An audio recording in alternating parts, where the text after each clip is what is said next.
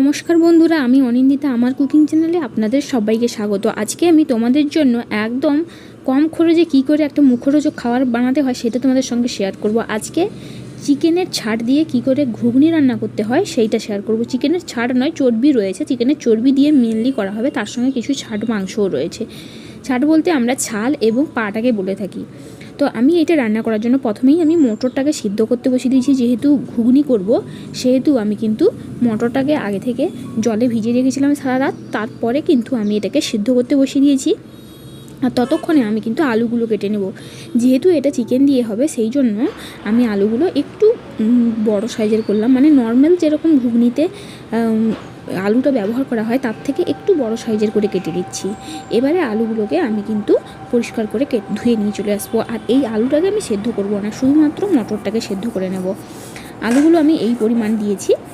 এরপরে যে চিকেনের যে পিসগুলো সেইগুলোকে আমি একটু ছোটো ছোটো করে টুকরো টুকরো করে নেব। আমি কিন্তু এখানে চিকেনের পিস নিইনি, চর্বিটাই নিয়েছি, ছাল নিয়েছি আর কিছু পা নিয়েছি।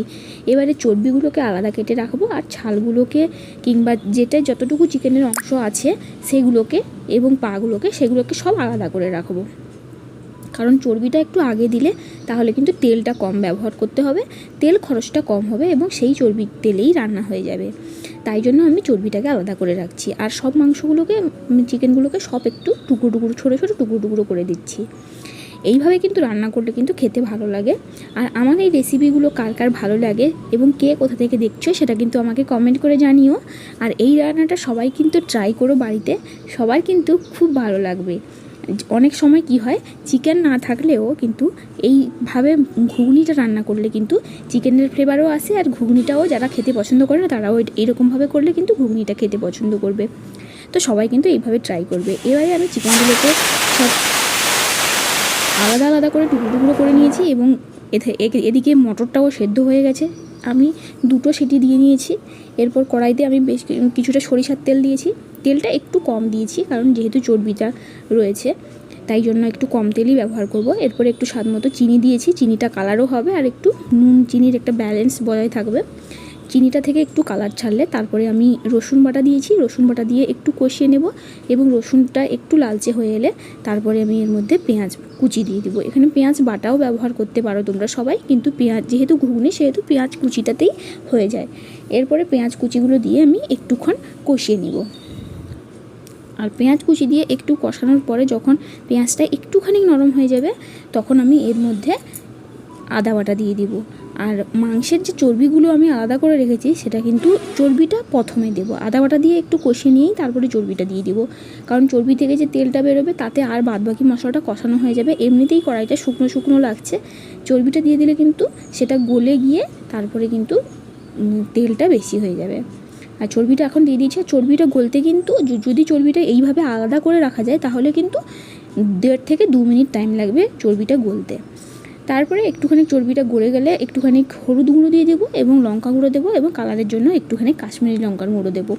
সব কিছু দিয়ে কিন্তু এবারে মশলাটাকে ভালো করে কষাতে হবে। মশলা থেকে যতক্ষণ না তেল ছাড়ে এবং সুন্দর একটা মিষ্টি কালার চলে আসে ততক্ষণ পর্যন্ত কিন্তু আমি মশলাটা কষাবো। আর গুঁড়ো মশলাগুলো যাতে না পুড়ে যায় তাই জন্য কিন্তু আমি একটু জল দিয়ে কষিয়ে নেবো। আর এইখানে কালারটা কতটা সুন্দর এসছে সেটা নিশ্চয়ই তোমরা সবাই দেখে বুঝতে পেরে গেছো। এবারে কিন্তু আমি চিকেনটা দিয়ে দেবো। চিকেনটা আমি তখন দিয়েছি যখন মশলা থেকে পুরোপুরিভাবে তেল ছেড়ে গেছে। তারপরে চিকেন দিয়ে ভালো করে কষিয়ে নিয়েছি এবং তারপরে আলুটা দিয়ে দিয়েছি। আলুটা যেহেতু সেদ্ধ করিনি সেহেতু আলুটা সেদ্ধ হতেও একটু টাইম লাগবে, কিন্তু মটরটা সেদ্ধ হয়ে গেছে তাই মটরটা আমি একটু পরে দেবো। তার আগে চিকেন এবং আলু দুটোকেই কষিয়ে নেবো এবং একটু ঢাকনা বন্ধ করে কষাবো যাতে কিন্তু চিকেনটা খুব তাড়াতাড়ি সেদ্ধ হয়ে যায় এবং আলুটাও সেদ্ধ হয়ে যায় এবং মশলাটাও ভালো করে আরও একটু কষে যায়। আর এখন কিন্তু যে ছালগুলোর মধ্যে যে চর্বিগুলো লেগেছিলো সেগুলোও কিন্তু পুরোপুরিভাবে তেল ছেড়ে দিয়েছে এবং তেলের পরিমাণটা অনেকটাই বেড়ে গেছে। কিন্তু এটা থাকবে না, যখন আমি মটরগুলো দিয়ে কষাবো তখন কিন্তু তেলের পরিমাণটা আবার অনেকটা কমে যাবে। এবারে আমি সেদ্ধ করে রাখা মটরগুলো দিয়ে হালকা একটু কষিয়ে তারপরে জল দিয়ে দিচ্ছি। যেহেতু মটরগুলো সেদ্ধ সেহেতু এখানে কিন্তু বেশি কষানোর একদম প্রয়োজন নেই।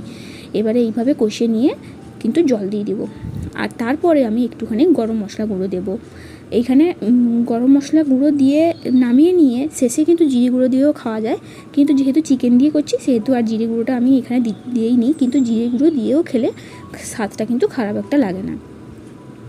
এবারে আমি গরম মশলা দিয়ে গ্রেভিটা একটু ফুটে দেবো এবং একটুখানি আমি আগেই কিন্তু মশলাটা কষানোর সময় একটু লবণ দিয়েছি, আর এখানে একটুখানি পরিমাণ মতো কম হয়েছে বলে তাই জন্য কিন্তু আমি আবারও একটু লবণ দিয়ে দিলাম। এবারে গ্রেভিটা একটু মোটা হয়ে গেলে আমি কিন্তু নামিয়ে নিব।